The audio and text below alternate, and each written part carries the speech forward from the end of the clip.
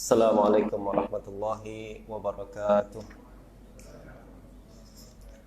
Alhamdulillah rabbil alamin, wassalatu wassalamu ala sayyidina maulana Muhammadin wa ala alihi wa sahbihi ajma'in. Rabbana fa'alna bima 'allamtana wa 'allimna ma yanfa'una warzuqna 'ilman yuqarribuna ilaika rabbal alamin. Allahumma faqihna fid din wa 'allimna at-ta'wil wa ftah 'alaina futuhal 'arifin bika ya rabbal alamin. Wala hawla wala quwwata illa billahil 'aliyyil 'azim. Allahumma inna asbahna nusyiduk wa nusyidu hamalata arshika wa malaikataka wa jami'a khalqika annaka anta Allah la ilaha illa anta wahdaka la syarika lak wa anna Muhammadan abduka wa rasuluk. Alhamdulillah, segala puji bagi Allah Subhanahu wa taala. Selawat dan salam pada baginda Rasulullah sallallahu alaihi wasallam, kepada para sahabat dan tabi'in, para ulama al-amilin. Semoga Allah Subhanahu wa taala berikan kita ilmu yang bermanfaat, berikan kita istiqamah dalam melaksanakan segala perintah Allah Subhanahu wa taala, istiqamah dalam menuntut ilmu dan mendapatkan berbagai kelebihan yang Allah janjikan pada setiap orang yang mempelajari ilmu karena Allah Subhanahu wa taala. Tuan-tuan perempuan sekalian dirahmati oleh Allah Subhanahu wa taala. Ini adalah majlis kita yang kedua selepas kita menghatamkan kitab 40 hadis qudsi pada kesempatan yang lepas. Kalau tak salah pada tahun yang lepas. Dan pada saat ini kita memilih kitab 40 hadis Imam Nawawi, satu kitab yang sangat masyhur dan popular yang ditulis oleh seorang ulama yang sangat alim di dalam bidang ilmu hadis, alim juga di dalam ilmu fiqh, dan juga terkenal sangat saleh dan zuhud pada masanya. Beliau adalah Imam Abu Zakaria Yahya bin Syaraf An-Nawawi Ad-Dimashqi. Dan kitab 40 hadis Imam Nawawi ini adalah kitab yang sangat ringkas, akan tetapi sangat penting. Kitab ini kecil saja tuan-tuan, hanya mengandungi 40 lebih hadis. Akan tetapi pilihan hadis-hadis tersebut adalah hadis-hadis yang paling penting dan wajib diketahui oleh seorang mukmin. Dan Imam Nawawi menamakan tajuk buku ini sebenarnya adalah 40 hadis fi mabanil Islam wa qawaidid din. Beliau katakan. Jadi kitab ini adalah 40 hadis yang dipilih, 40 hadis yang mengandungi asas-asas yang berkaitan dengan agama kita dan menjadi kaedah-kaedah yang akan digunakan pakai oleh para ulama fiqh dalam mengeluarkan hukum hakam. Nah, kitab ini walaupun kecil tapi penting. Kandungan dia tuan-tuan akan membentuk, kalau kita tadabbur dan pikirkan kandungan-kandungan setiap hadis ini, dia akan membentuk kepribadian kita sebagai seorang muslim yang diharapkan memiliki satu karakter dan kepribadian tertentu yang diharapkan oleh Islam. Nah, justru mungkin tuan-tuan perempuan sekalian pernah menghadiri pembacaan kitab ini pada kesempatan yang lain daripada ustaz-ustaz atau guru-guru kita yang lain, dan mereka telah menjelaskan kandungan hadis-hadis tersebut dengan sangat panjang dan lebar. Banyak ilmu-ilmu yang telah dikeluarkan daripada hadis-hadis ini. Nah, pada kesempatan kali ini tuan-tuan dan puan sekalian, kita berusaha untuk menghatamkan buku ini. Bermula daripada 9.30 ni, insya-Allah dalam pukul 4 mudah-mudahan, tak sampai asar insya-Allah, kita akan menghatamkan buku ini. Nah, oleh karena masa yang terhad, hanya beberapa jam saja, saya pernah dengar tuan-tuan, ada orang yang membaca kitab Arba'in Nawawi sampai 1 tahun pun belum khatam lagi. Bahkan 3 tahun pun belum khatam lagi. Kenapa? Sebab huraian hadis itu terlalu panjang. Itu sangat baik untuk keadaan dan untuk audiens yang berbeza. Akan tapi mungkin karena ada masa untuk menghuraikan semua hadis tersebut, maka dihuraikan dengan panjang. Akan tapi pada masa kita kali ini, dalam keadaan dan masa yang terhad, saya tak boleh menghuraikan semua kandungan hadis dengan panjang dan lebar macam tu. Justru apa yang saya lakukan adalah kita akan baca hadis tersebut dalam bahasa Arab, lalu kita akan membaca terjemahannya. Nah, selepas itu saya akan fokus kepada kandungan terpenting yang terdapat dalam hadis tersebut. Jadi kalau satu hadis mengandungi banyak pengajaran, saya tak boleh huraikan semua. Saya akan ambil satu saja pengajaran yang terdapat dalam hadis tersebut. Itu yang akan saya jadikan huraian kita pada kesempatan kali ini.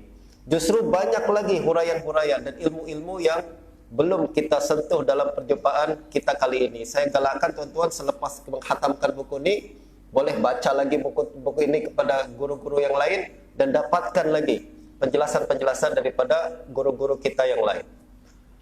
Nah, karena saya memilih satu kandungan daripada kandungan hadis tersebut, satu pengajaran saja daripada kandungan hadis tersebut, saya akan fokus kepada kandungan yang membuat dan membentuk kepribadian kita sebagai seorang muslim.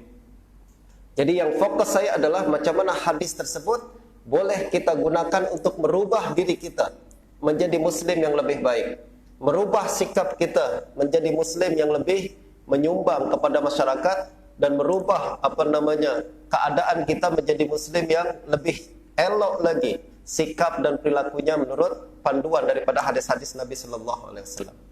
Nah, tuan-tuan dan puan-puan sekalian, kita akan memulakan majlis ini, dan untuk pembukaan sila tuan-tuan kalau ada masa baca muka surat yang pertama, kedua dan seterusnya berbincang berkenaan dengan biografi Imam Nawawi.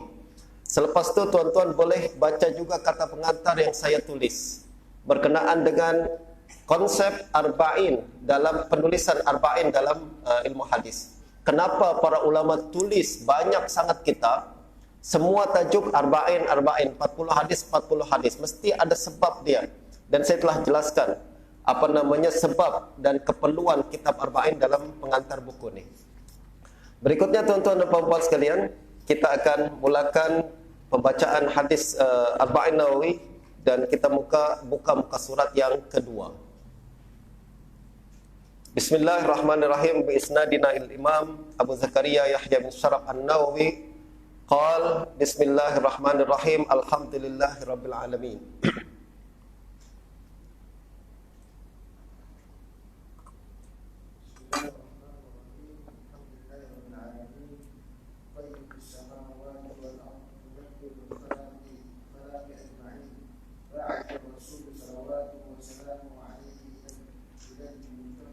Mukallafin.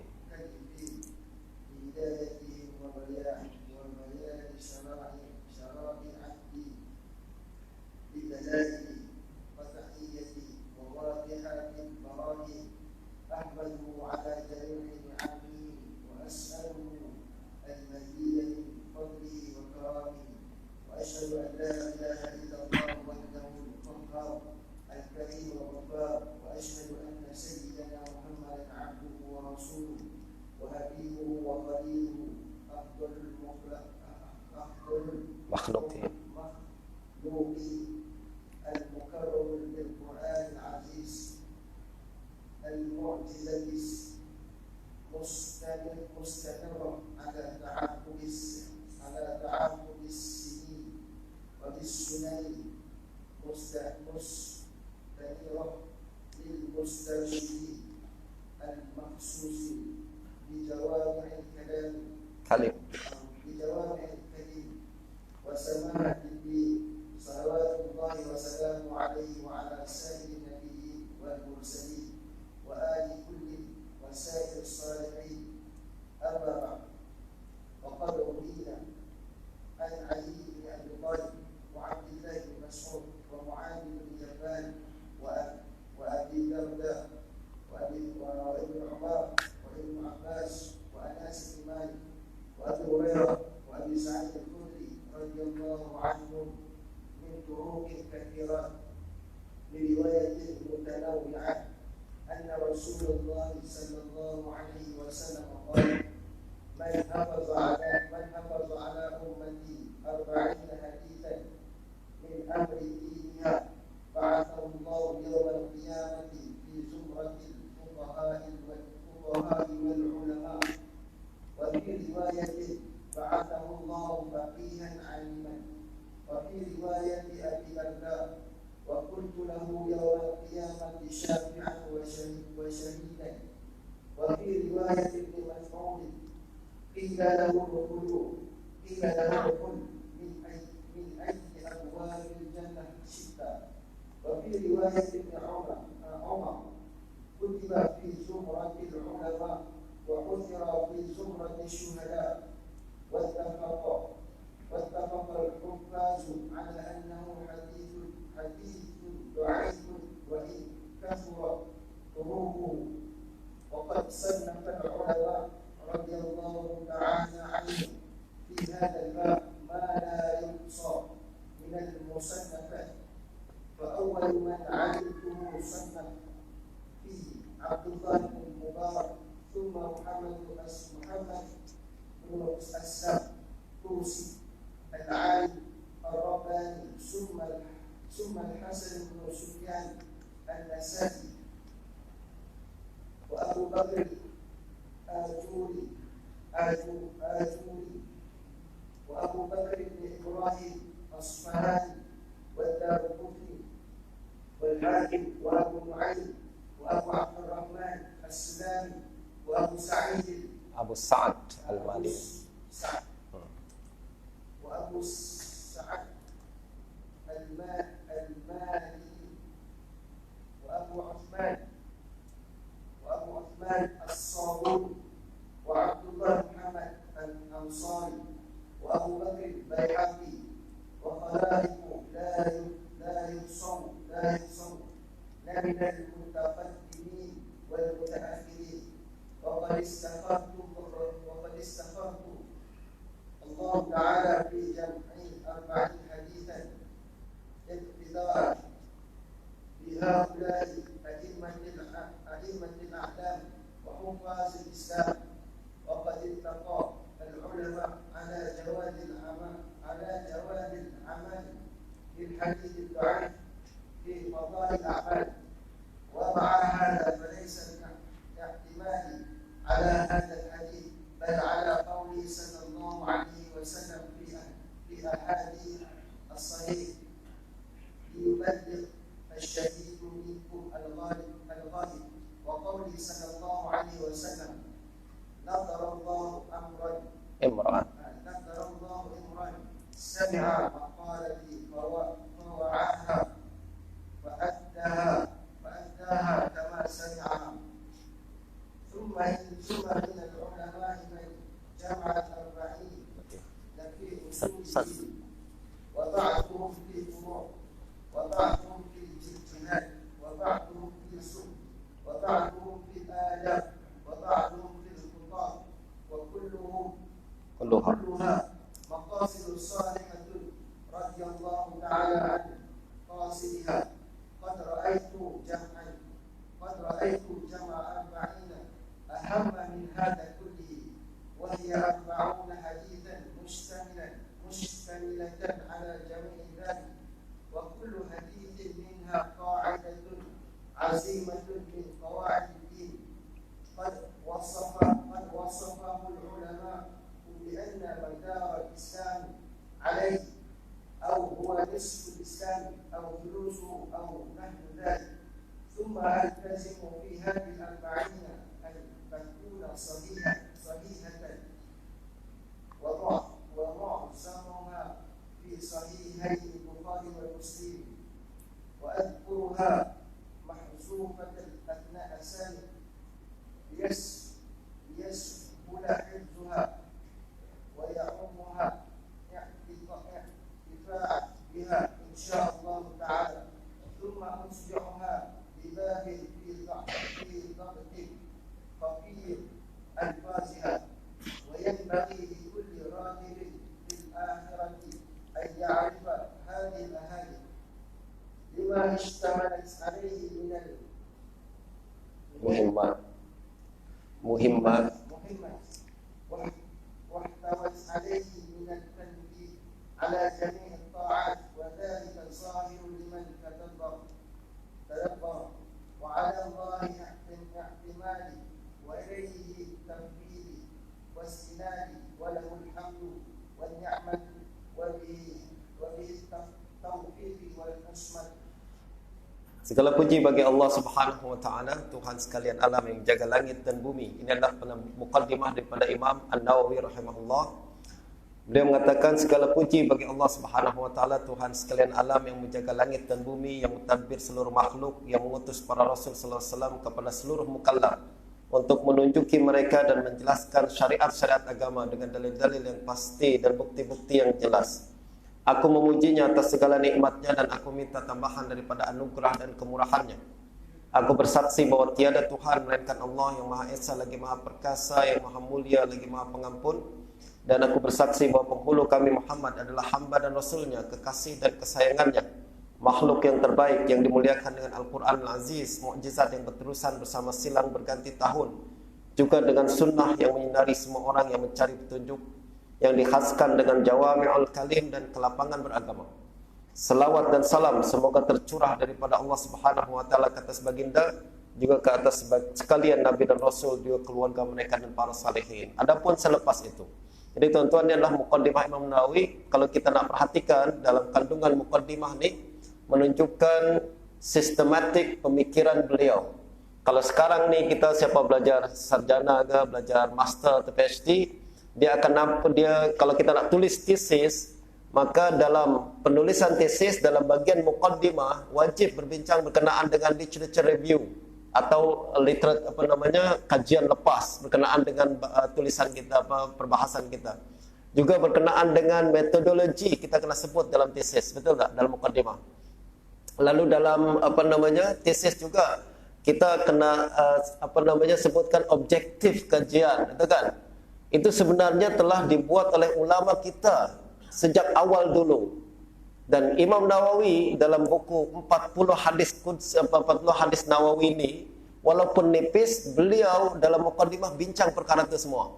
Bincang berkenaan dengan literature review, bincang tentang objektif, bincang tentang metodologi, dan bincang juga tentang target audience, siapa sebenarnya ditujukan buku ini untuk siapa.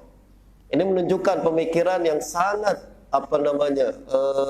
akademik daripada para ulama kita. Justru para ulama, tuan-tuan, pada zaman dahulu, mereka bukan pandai goreng, minta maaf, akan tapi mereka berpikiran sangat dalam, berpikiran sangat rapi, berpikiran sangat akademik, sehingga pemikiran mereka sangat maju. Justru tulisan mereka sampai hari ini masih kekal digunakan sebagai satu rujukan sumber akademik yang mengandungi nilai-nilai ilmu yang sangat tinggi. Nah, kita tengok sikit, walaupun 40 hadis, walaupun kitab kecil, tapi para ulama kita jelas metodologi mereka macam mana, jelas tujuan mereka, objektif mereka macam mana. Salah satu kita tengok, tuan-tuan. Kata Imam Nawawi, adapun selepas itu telah diriwayatkan untuk kami daripada Ali bin Abi Thalib, Abdullah bin Mas'ud, Muaz bin Jabal, Abu Darda, Ibnu Umar, Ibnu Abbas, Anas bin Malik, Abu Hurairah dan Abu Sa'id Al-Khudri menerusi banyak jalan dan pelbagai riwayat bahawa Rasulullah sallallahu alaihi wasallam bersabda, sesiapa yang menghafaz 40 hadis untuk umatku berkenaan urusan agamanya, maka Allah akan membangkitkannya pada hari kiamat dalam kalangan fuqaha dan ulama. Dalam riwayat lain, maka Allah akan membangkitkannya sebagai ahli fiqh dan ahli ilmu. Dalam riwayat Abu Darda, maka aku akan menjadi pemberi syafaat dan saksi untuknya pada hari kiamat.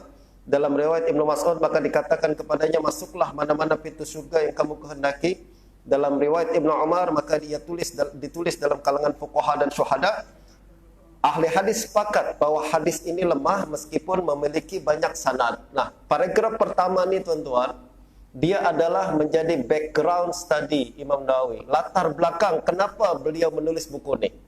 Kalau kita tulis tesis macam tu kan, mulakan dengan latar belakang, motif, kenapa saya tulis perbahasan ni, apa sebabnya saya memilih tajuk ni. Nah, ini juga yang dibuat oleh Imam Nawawi. Beliau katakan bahawa kenapa saya nak tulis kitab Arba'in Nawawi adalah karena ada satu hadis yang menggalakkan kita menghimpun 40 hadis, mempelajari 40 hadis. Apa fadilah dia daripada Nabi sallallahu alaihi wasallam. Beliau katakan, ni latar belakang kenapa saya nak tulis Arba'in. Iaitu ada galakan hadis-hadis berkenaan dengan menghimpun dan mempelajari 40 hadis Nabi sallallahu alaihi wasallam. Kata Imam Nawawi, walaupun begitu hadis ni lemah. Para ulama sepakat hadis ni lemah. Walaupun sanadnya sangat banyak. Nanti kita bincang dalam kesempatan lain tuan-tuan, mana sanad banyak boleh mengangkat hadis lemah kepada hasan, atau banyak sanad tapi tetap lemah juga. Tak semua banyak sanad boleh mengangkat dan menguatkan kandungan hadis. Nantilah kita bincang teknikal ilmu hadis pada kesempatan yang lain. Nah, yang penting sekarang kata Imam Nawawi, ini background. Kenapa motif saya menulis kitab Arba'in Nawawi.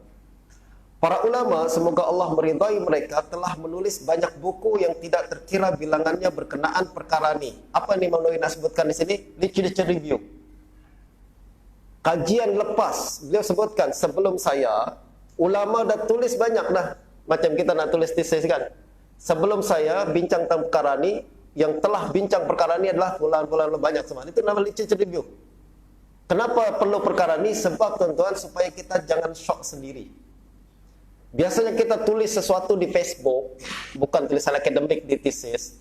Kita tulis sesuatu di Facebook, kita dah tulis cantik-cantik, kita post, kita ingat, akulah orang pertama tulis perkara ini. Menunjukkan bahwa kita tak banyak baca. Kalau kita banyak baca, kita akan tahu, aku bukan orang pertama. Orang dah puluhan ribu orang dah tulis tentang perkara ini. Kalau kita dah baca banyak. Nah justru Imam Nawawi sebutkan, saya bukan orang pertama. Saya sudah, ada ulama sebelum saya sudah banyak bincang tentang perkara ini. Ini penting untuk membentuk pemikiran akademik kita sebagai seorang pelajar. Jangan menyangka setiap perbahasan kita orang pertama. No. Kita mungkin orang terakhir. Mesti ada ulama sebelumnya, pengkaji sebelumnya yang dah bahas perkara itu, agar kita lebih tawadhu tuan-tuan dalam perbincangan ilmu. Kata Imam Nawawi, orang pertama yang saya tahu menulis dalam perkara ini adalah Abdullah Ibn Mubarak. Lalu Muhammad bin Aslam Al-Tusi yang alim dan saleh, dan arba'in. Apa namanya tuan-tuan, Muhammad bin Aslam Al-Tusi sudah saya terjemahkan dengan tajuk 40 hadis fardu ain. Itu adalah karangan Muhammad bin Aslam Al-Tusi. Juga lalu Hasan bin Sufyan An-Nasai, Abu Bakar Al-Ajuri, Abu Bakar Muhammad bin Ibrahim Al-Isbahani, Ad-Daruqutni Al-Hakim, Abu Nuaim, Abu Abdurrahman As-Sulami, Abu Sa'ad Al-Malini, Abu Osman As-Sabuni, Abdullah bin Muhammad Al-Ansari, Abu Bakar Al-Baihaqi, dan ramai para ulama yang lain daripada kalangan terdahulu dan terkemudian. Saya beristikharah untuk menghimpun 40 hadis untuk meniru jejak langkah para imam dan ahli hadis ni. Sekarang Imam Nawawi sebutkan, kenapa saya nak tulis? Saya nak ikut mereka. Tengok tawadhunya Imam Nawawi tuan-tuan. Walaupun beliau imam, beliau katakan, saya nak ikut para ulama. Saya nak tiru para ulama. Tengok.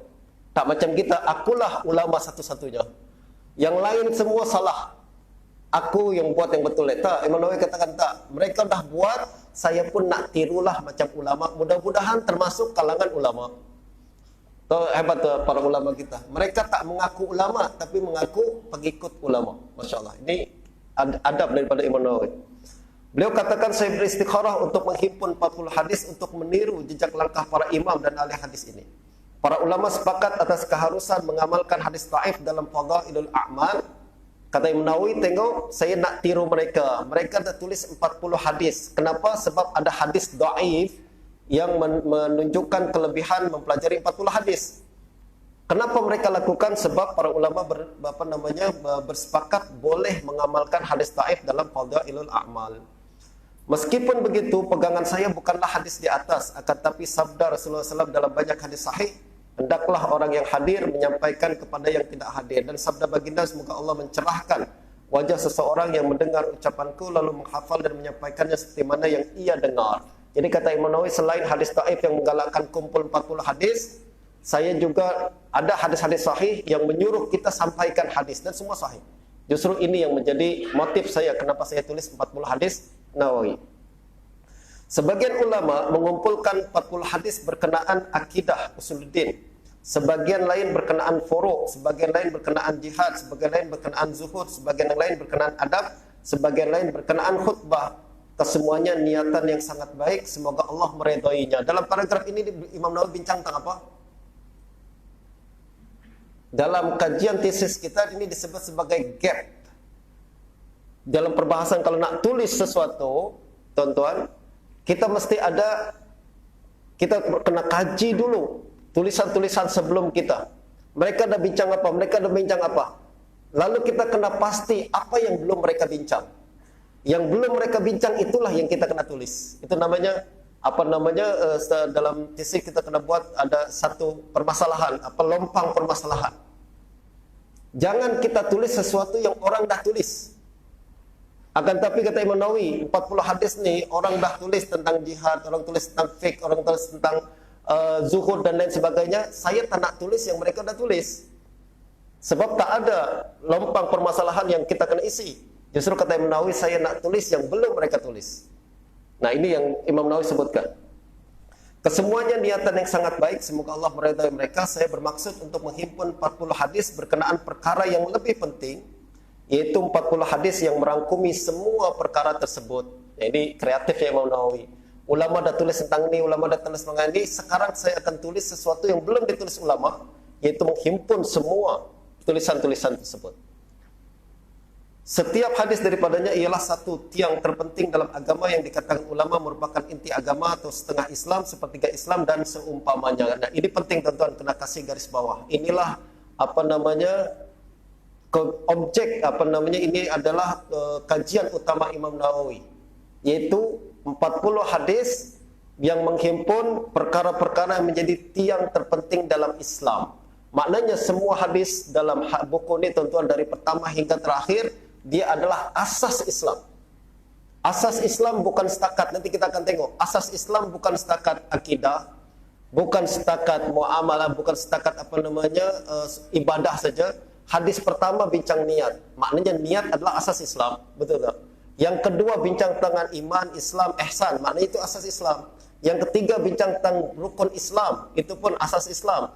Yang berikutnya nanti Imam Nawawi akan bincang tentang makan yang halal, bincang tentang nasihat, bincang tentang jaga mulut, jaga lidah dan lain sebagainya. Semuanya adalah asas Islam. Islam kita tak sempurna sebelum kita buat perkara tersebut. Ini menunjukkan agama kita tuan-tuan bukan cuma ibadah saja, solat, zakat, puasa, haji saja. Agama kita adalah yang disebut dalam 40 Arba'in Nawawi ini. Justru penting, wajib kita untuk mempelajari semua hadis dalam buku ini dan jadikan dia sebagai ciri utama atau karakter utama kita sebagai seorang muslim. Saya menetapkan hanya hadis sahih saja dalam himpunan 40 hadis ini. Ini berbincang tentang apa? Tentang metodologi. Metodologi saya adalah hanya pilih hadis sahih saja. Masalah, ini macam saya baca Muqaddimah Arba'in Nawawi ini macam saya ingat tesis saya dahulu. Macam nak tulis macam mana ringkas Imam Nawawi tapi jelaskan perkara-perkara yang mesti disebut oleh seorang penulis tesis. Dan ini bincang tentang metodologi. Beliau katakan, saya menetapkan hanya hadis sahih saja dalam himpunan 40 hadis ini. Kebanyakannya berasal daripada Sahih Bukhari dan Muslim. Saya menyebut hadis-hadis ini tanpa sanad bagi memudahkan menghafaznya dan lebih tersebar manfaatnya insyaAllah.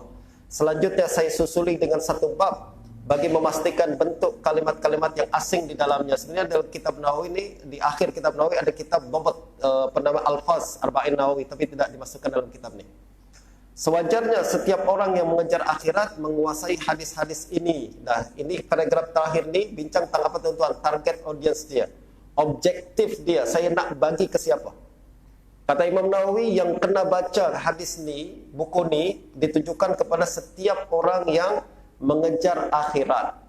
Kalau kita nak dapatkan akhirat, wajib dia baca buku ni. Maknanya dia jelas kepada siapa. Macam kita nak tulis tulisan kita kan, kita nak tujukan ke orang dewasa ke kanak-kanak ke, sebab bahasa akan berbeza. Imam Nawawi katakan kitab ni ditujukan untuk siapa? Kepada para pengejar akhirat, orang yang nak harapkan akhirat. Sewajarnya setiap orang yang mengejar akhirat menguasai hadis-hadis ini karena kandungan yang sangat penting dan mengingatkan kepada ketaatan. Perkara ini sangat jelas bagi sesiapa yang mentadaburnya. Hanya kepada Allah aku berpegang, kepadanya aku berserah dan bersandar. Baginya segala pujian dan nikmat, dengannya aku minta taufik dan pemeliharaan. Ini adalah Muqaddimah Nawawi. Masya Allah tuan-tuan. Kalau ada masa kita boleh huraikan panjang lagi, tapi masa singkat ni saya cuma kasih syarat saja. Macam mana ulama kita berfikir secara sistematik dan membentuk jiwa akademik di kalangan orang yang membaca kitab-kitab mereka. Dan ini yang kemudian diambil oleh orang barat. Waktu Imam Nawawi tulis perkara ini tuan-tuan, orang barat masih dalam kegelapan lagi. Jahil lagi, mereka tak tahu pun apa itu literature review, mereka pun tak tahu macam mana nak metodologi, tapi Imam Nawawi dah bincang perkara ni. Lalu kemudian diambil oleh sarjana barat, dijadikan satu bentuk kemestian setiap orang nak tulis tulisan akademik kena macam tu. Ini jelas siapa yang pelajari sejarah universiti, macam mana pindah ilmu daripada timur ke barat, dia akan nampak kesan para ulama Islam dalam membentuk pemikiran orang barat pada hari ini. Hadis yang pertama, niat.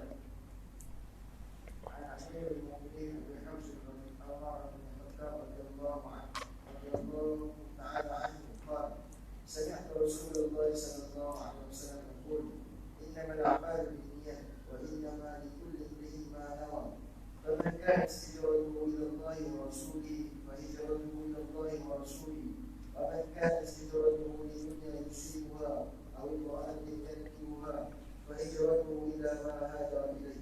رواه إمام المحدثين أبو عبد الله محمد بن إسماعيل بن إبراهيم بن مغيرة بن البخاري وأبو حسين مسلم الحجاج المسلم كشيري النيسابوري في صحيحهما اللذين هما أصح كتب المصنفة. Hadis yang pertama daripada Amirul Mukminin Abu Hafs Umar bin Khattab radhiyallahu anhu, saya mendengar Rasulullah sallallahu alaihi wasallam bersabda, segala amalan ditentukan hanya mengikut niatannya. Setiap orang hanya mendapatkan apa-apa yang ia niatkan. Sesiapa yang hijrahnya adalah kepada Allah dan Rasulnya, maka hijrahnya adalah kepada Allah dan Rasulnya. Sesiapa yang hijrahnya untuk dunia yang hendak diraih atau perempuan yang hendak dinikahi, maka hijrahnya ialah kepada apa yang dia hijrahkan itu. Ini hadis masyhur, tuan-tuan. Hadis pertama yang selalu disebutkan para ulama dalam kitab-kitab mereka, yaitu berkenaan tentang kepentingan niat. Kita dah tahulah bincang tentang niat, membezakan antara adat dengan ibadat. Saya tak bincang perkara itu. Sekarang ni, tuan-tuan, bahasa moden berkenaan dengan niat adalah planning dan perancangan. Pentingnya niat dalam segala sesuatu. Maknanya niat tu apa? Kita kena tahu saya buat perkara ni apa objektifnya. Apa desire outcome dia. Faham ke tak bahasa orang kampung saya, tuan-tuan? Apa sebenarnya setiap kita nak melakukan sesuatu, kita kena tahu, diajarkan oleh agama kita. Setiap kita nak buat sesuatu, kita kena tahu, saya buat ni untuk apa? Apa matlamat saya? Apa yang hendak dicapai? Nah, jelas matlamat baru kita nak buat. Jangan kita buat aja dululah. Nanti di akhir kita pandai-pandai lah. Tak buat macam tu. Hairannya sekarang umat Islam buat macam tu semua. Projek tak diplan dulu nak buat apa. Buat sekolah, buat aja dulu. Nanti kita sambil jalan kita betulkan. La ilaha illallah. Itu menyalahi prinsip pertama umat Islam, yaitu niat. Kita nak buat sesuatu, buat masjid, buat aja dulu. Nanti kita plan sambil jalan. Kita nak bisnes, buat aja dulu. Nanti kita plan sambil jalan. Itu menyalahi prinsip pertama dalam dalam agama Islam, yaitu planning, niat.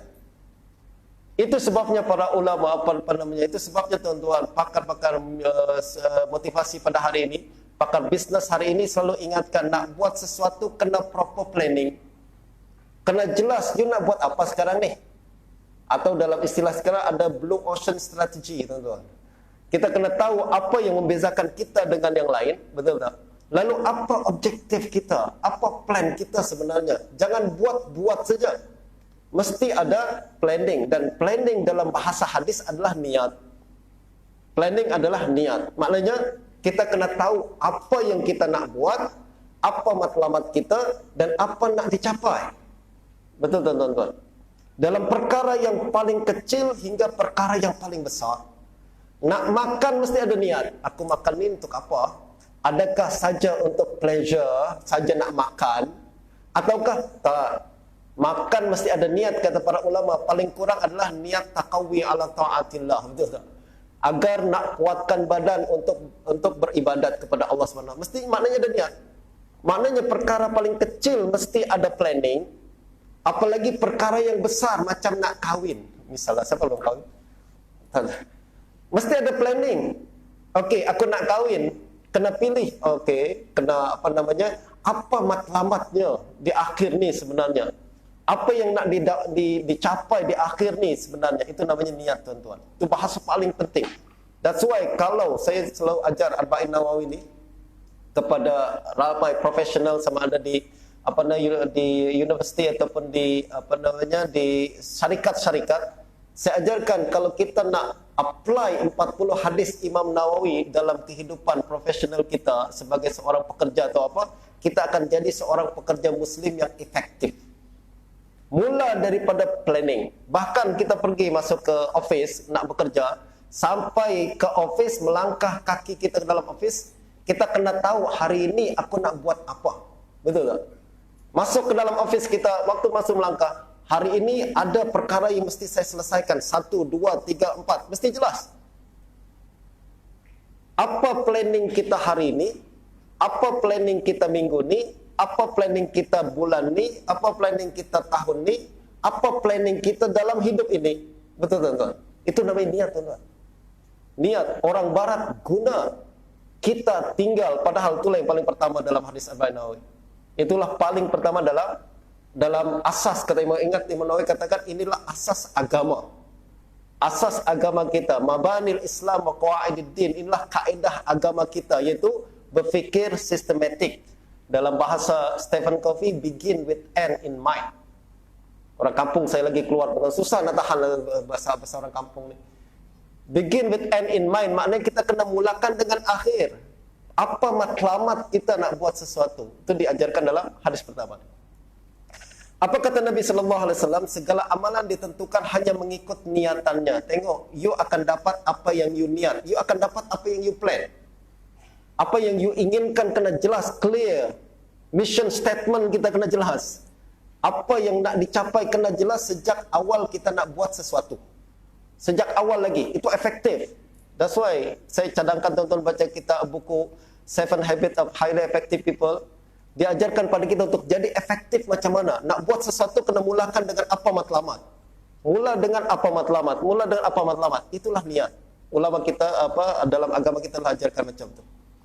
Justru tuan-tuan, saya baca sirah Nabi sallallahu alaihi wasallam dengan pandangan yang baru, iaitu apabila kita bawa konsep efektif ni dalam kehidupan kita, nampak baginda Nabi adalah orang paling efektif di dunia. Tak ada satu pun perbuatan Nabi yang tak ada makna. Mesti ada tujuan. Mesti ada tujuan. Sebab niat mengasas menjadi asas segala sesuatu. Bahkan Nabi nak jalan pun kita boleh nampak. Oh, Nabi berjalan kaki kanan dulu. Mana yang Nabi sedar? Ni mati tak ada.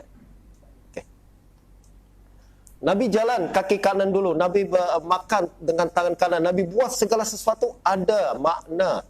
Bahkan ini bukan ucapan saya seorang diri, akan tapi ini adalah ucapan Imam Al-Ghazali dalam Ihya. Beliau mengatakan orang yang tak ada makna dalam perbuatannya hanya hayawan. Hayawan pun ada makna, dia cakap. Hayawan pun ada makna dalam setiap perbuatan mereka. Dan begitu juga baginda Nabi adalah orang yang paling efektif. Justru setiap kehidupan baginda Nabi adalah ada makna dan ada tujuan dalam setiap yang baginda buat. Nah, kata Nabi sallallahu alaihi wasallam, segala amalan ditentukan hanya mengikut niatannya. Setiap orang hanya mendapatkan apa-apa yang ia niatkan. Sesiapa yang hijrahnya adalah kepada Allah dan Rasulnya, maka hijrahnya ialah kepada Allah dan Rasulnya. Hijrah ni tuan-tuan berlaku pada zaman Nabi sallallahu alaihi wasallam. Dan dia adalah satu perkara yang sangat penting pada zaman itu, yaitu perpindahan dari satu tempat kepada tempat yang lain. Dan hijrah berkaitan dengan ibadah, juga berkaitan dengan adat juga. Betul tak? Dia adalah satu perbuatan. Dan sebagaimana ini menunjukkan bahawa niat bukan hanya kita niat dalam solat, kita perlu niat. Betul tak? Dalam puasa kena niat, bahkan orang berdebat panjang lebar sama ada puasa, niat puasa ni mesti sebelum fajar atau sebelum sudah fajar, sama ada lafaz kena dilafazkan atau tak. Menurut saya itu satu perkara yang berkaitan dengan formal fiqh, satu perkara. Akan tapi yang nak dibawa dalam hadis ini adalah bukan hanya berkaitan dengan ibadah itu saja, tapi juga semua perbuatan kita yang lain, termasuk perkara yang besar hijrah. Dan hijrah berkaitan dengan aktiviti politik dan sosial, betul tak? Pindah dari satu tempat yang lain untuk membangun satu negeri yang baru, negara, kerajaan, sistem yang baru. Mesti ada niat, maknanya mesti ada planning. Nah, kita juga kena dalam semua aspek kehidupan kita mesti ada niat tertentu yang kita kena rancang sejak awal. Sesiapa yang hijrahnya untuk dunia yang hendak diraih, maka hijrahnya ialah kepada Allah dan Rasulnya. Tengok, ada orang yang hijrah bukan karena Allah, maknanya planning dia silap, akhirnya dia pun dapat silap, tak dapat apa-apa. Tapi kalau planning dia betul, yaitu Allah dan Rasulnya, maka dia betul. Sesiapa yang hijrahnya untuk dunia yang hendak diraih atau perempuan yang hendak dinikahi, maka hijrahnya ialah kepada apa yang dia hijrahkan itu. Diriwayatkan oleh dua imam ahli hadis, Abu Abdullah Muhammad bin Ismail bin Ibrahim bin Mughirah bin Bardizbah al-Bukhari dan Abu Husain Muslim al-Hajjaj bin Muslim al-Qushari an-Nisaburi dalam kitab sahih kedua-duanya, yaitu Sahih Bukhari dan Sahih Muslim, yang merupakan kitab paling sahih yang pernah ditulis. Ini dua kitab yang paling sahih, yaitu Bukhari dan Muslim. Hadis yang kedua.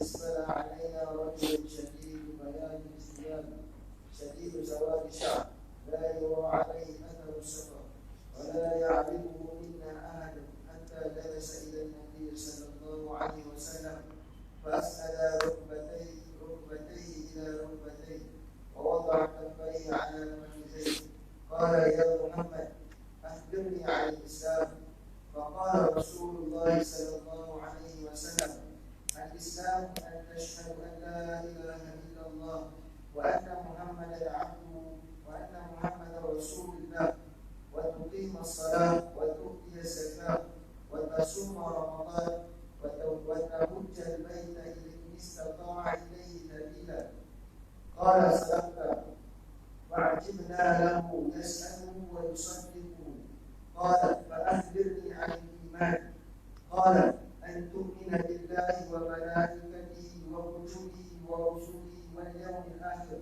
وتؤمن بالقدر وخيره وشره قال صدقت قال فأخبرني عن الإحسان قال أن تعبد الله كأنك تراه فإن لم تكن تراه فإنه يراك قال فأخبرني عن الساعة قال المسؤول عنها بأعلم من السائل قال فأخبرني عن أمارتها قال أن تلد الأمة ربتها وأن ترى العراة العالة رعاء الشاة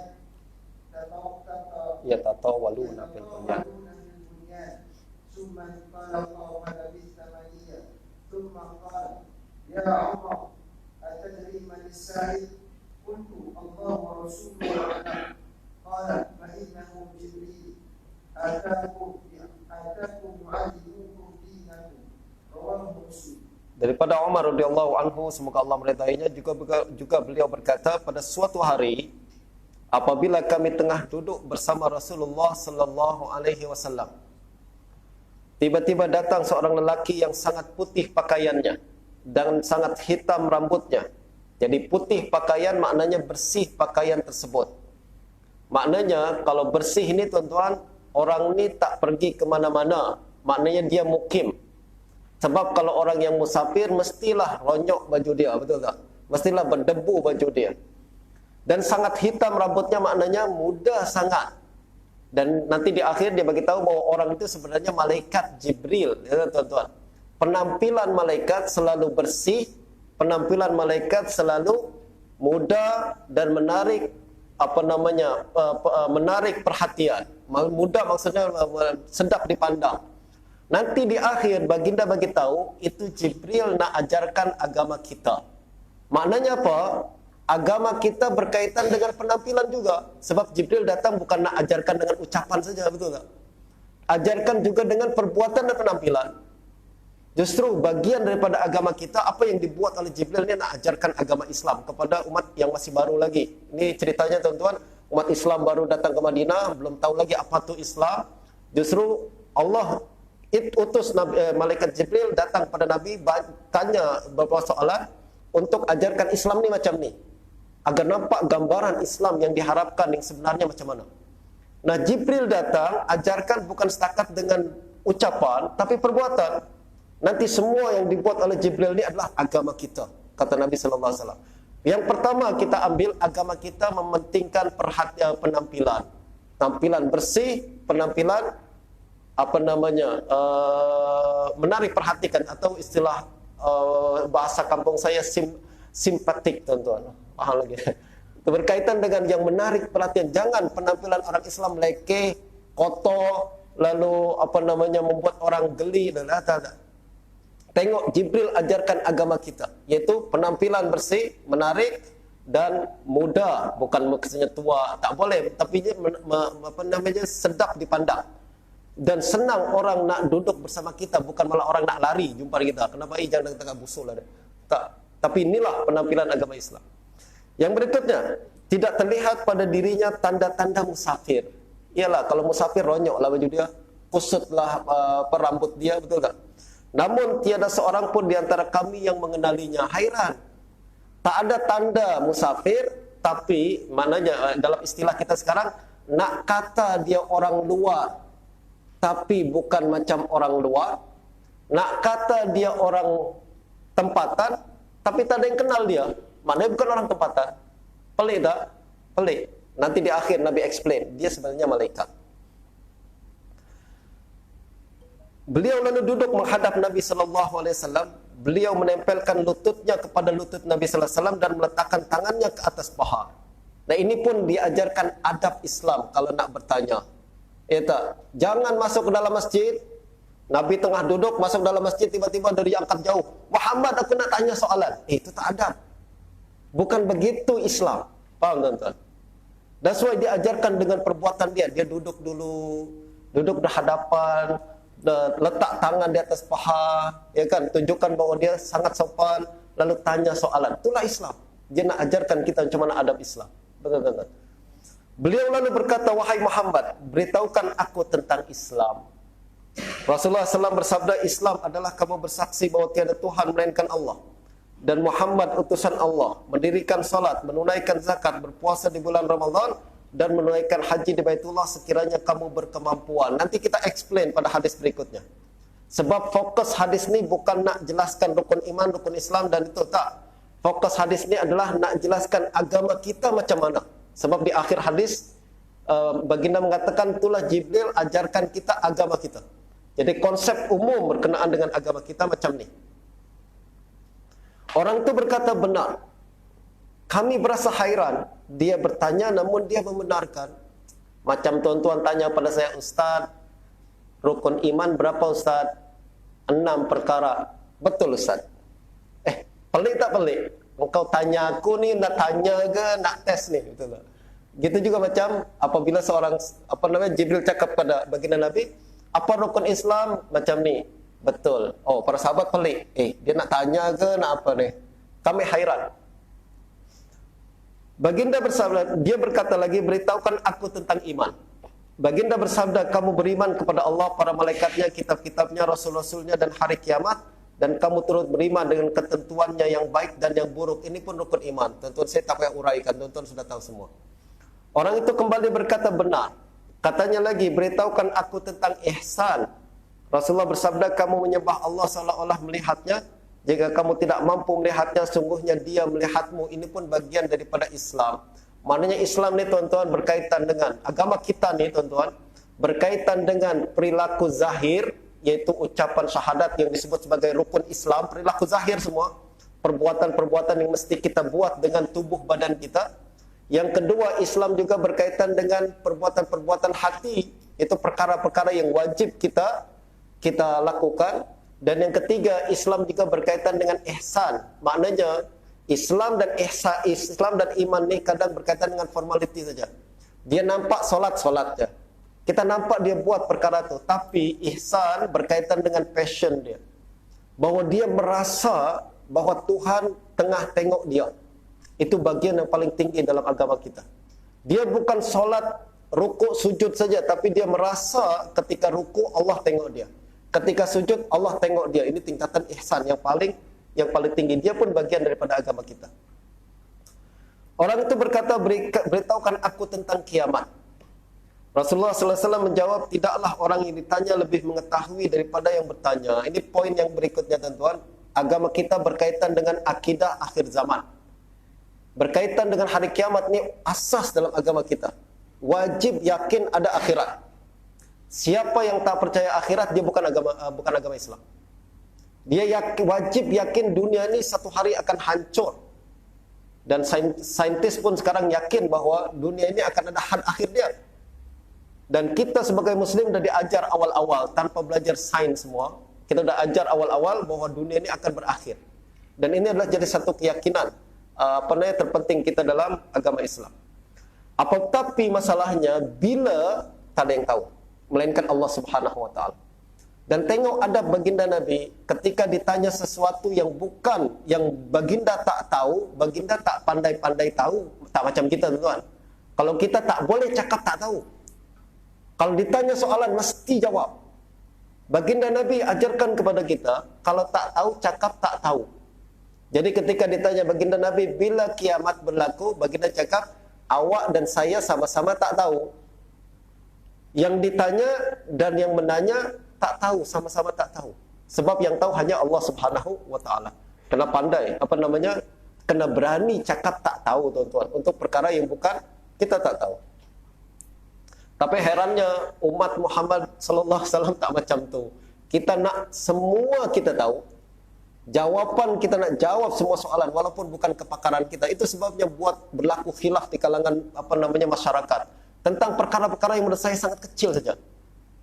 Bukan perkara bukan beza pandangan, akan tapi beza antara orang berilmu sama tak berilmu. Sebab semua nak cakap, yang berilmu nak cakap, yang tak berilmu pun cakap. Akhirnya banyak pandangan. Kalau yang tak punya ilmu diam dan yang berilmu cakap, tak akan ada khilaf pandangan, tuan-tuan. Itu sebabnya adab diajarkan pada hadis ini adalah kalau tak tahu cakap tak tahu, tak menjatuhkan darjat kita. Ketika Nabi jawab, saya tak tahu, tetap Nabi adalah seorang Nabi. Betul tak? Tetap Nabi adalah makhluk Allah yang paling Allah cintai. Kenapa takut cakap tak tahu? Cakaplah tak tahu. Orang itu berkata, kalau begitu beritahukanlah tanda-tandanya. Baginda bersabda, seorang hamba perempuan melahirkan tuannya. Nah ini pun sudah dijelaskan oleh para guru-guru kita, tanda hari kiamat nanti adalah hamba perempuan melahirkan tuannya. Banyak tafsiran tuan-tuan.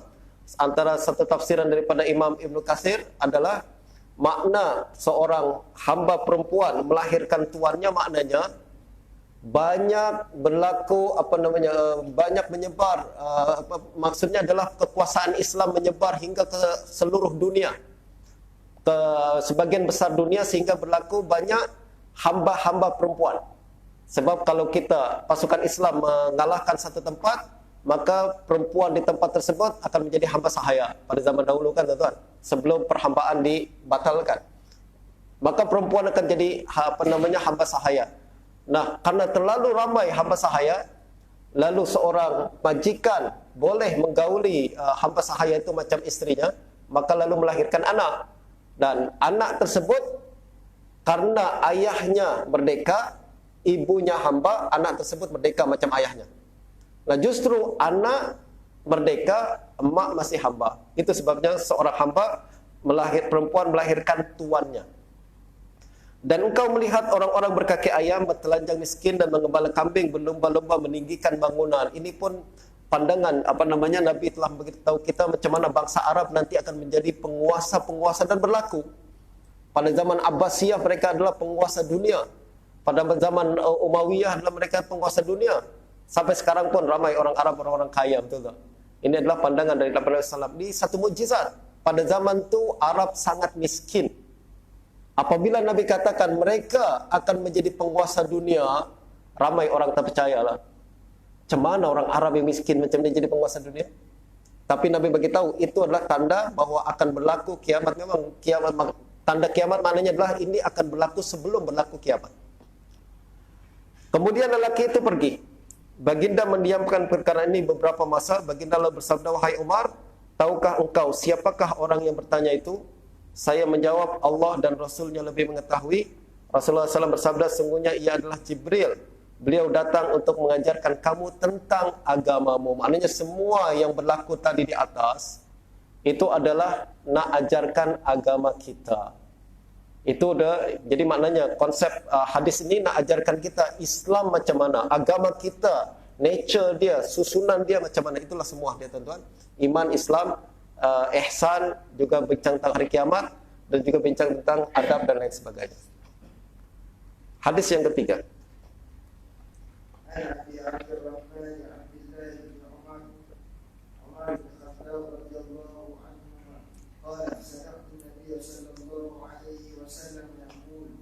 بني الإسلام على خمس شهادة أن لا إله إلا الله وأن محمدا رسول الله وإقام الصلاة وإيتاء الزكاة وحج البيت وصوم رمضان رواه البخاري ومسلم. Hadis yang ketiga daripada Abu Abdurrahman Abdullah bin Umar bin Khattab radhiyallahu anhu, beliau berkata, saya mendengar Rasulullah sallallahu alaihi wasallam bersabda, Islam dibina di atas 5. Nah, sekarang kita nak bincang tentang agama Islam. Kalau tadi agama kita secara am konsepnya macam tadi, sekarang detail berkenaan dengan agama Islam. Islam dibina di atas 5, yaitu bersaksi bahawa tiada Tuhan melainkan Allah dan Muhammad adalah utusan Allah, lalu mendirikan solat, menunaikan zakat, haji di Baitullah dan puasa Ramadan. Ini asas terpenting. Siapa yang meninggalkan salah satunya tanpa uzur, maka dia telah keluar daripada agama Islam. Dia bukan Muslim. Sebab menjadi identiti seorang Muslim adalah 5 perkara ni. 5 perkara ni, yaitu bersaksi. Kalau dia cakap saja la ilaha illallah Muhammad Rasulullah, maknanya dia Muslim. Dah tak boleh lagi kita perlakukan dia macam orang bukan Islam lagi. Kalau dia meninggal dunia nanti dikubur di tempat-tempat Islam, nanti dan berkaitan dengan perkawinan dia, berkaitan dengan harta benda dia dan lain sebagainya. Ini adalah persaksian. Berikutnya mendirikan solat, kita tak payah bincang lagi. Kemudian zakat, haji Baitullah dan puasa Ramadan. Hadis yang keempat.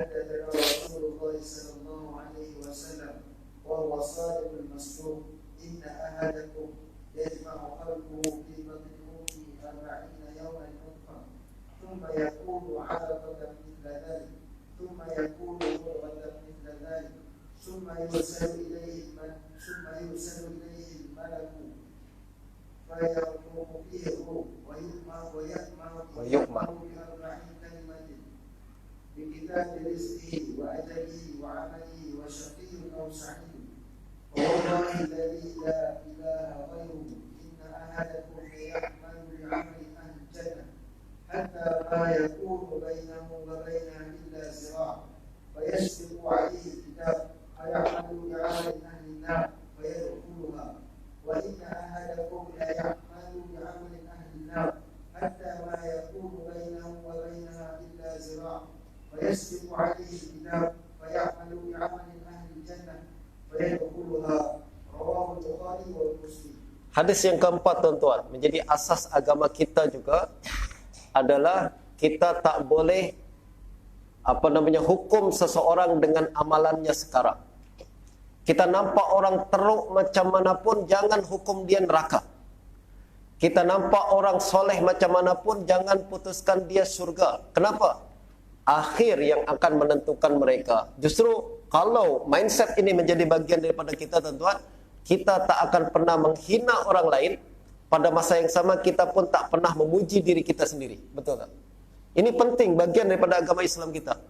Yaitu kita jangan menghina orang lain seteruk apapun, sebab kita tak tahu dia meninggal nanti macam mana.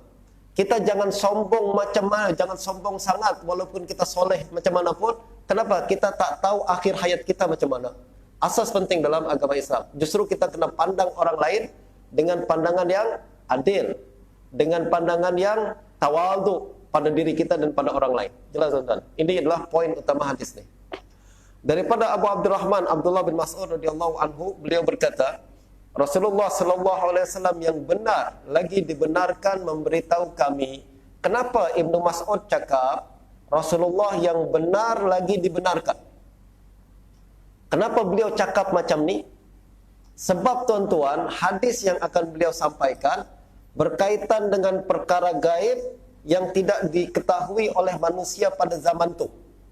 Seolah-olah Ibnu Mas'ud cakap macam ni tuan-tuan. Saya akan sampaikan satu hadis daripada Nabi sallallahu alaihi wasallam, dan hadis tersebut kita tak buktikan pada hari ini, tapi confirm benar sebab Nabi yang cakap. Sebab hadis ni bincang tentang apa yang berlaku dalam perut. Zaman dahulu mana ada mesin yang boleh tengok apa yang berlaku dalam perut, betul tak? Justru beliau katakan Nabi cakap macam tu, percaya saja sebab Nabi benar dan dibenarkan. Tengok akidah para sahabat Nabi. Mereka apa yang Nabi cakap mereka percaya 100%. Bukan mereka tak pernah cakap, iya ke Rasulullah? Iya ke? Mana bukti dia? Tak ada macam tu. Nabi cakap apa? Betul. Walaupun belum dibuktikan, confirm betul. Sebab Nabi benar dan dibenarkan. Tapi memang benar pada hari ini, tuan-tuan, betul tak? Pada hari ini kita nampak apa yang Nabi sebut betul. Berkaitan dengan macam mana perkembangan sperm di dalam perut, kemudian menjadi tulang, daging dan lain sebagainya. Pada hari ini baru kita nampak betul.